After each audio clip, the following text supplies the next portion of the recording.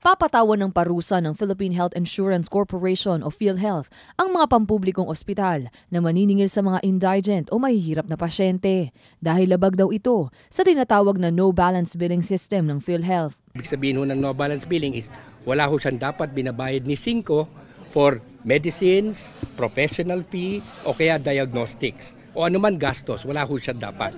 Ayon pa kay Padilla, kung wala raw available na gamot ang ospital, dapat daw ay bumili ito o bigyan ng pera ang pasyente para bumili ng kinakailangang gamot.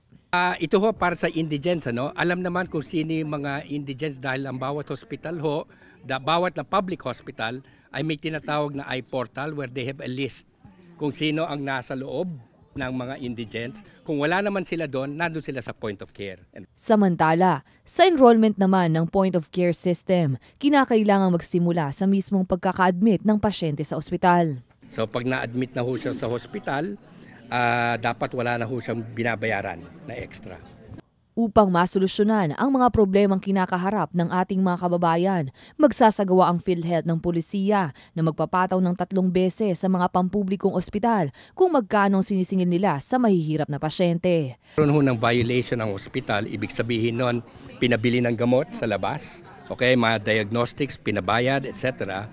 Ang gagawin ho namin, pag nagreklamo ho sa amin yung miyembro, babayaran ho namin yung miyembro, tapos sisingilin ho namin yung hospital siguro 3 beses ang halaga sa binayad namin sa miyembro.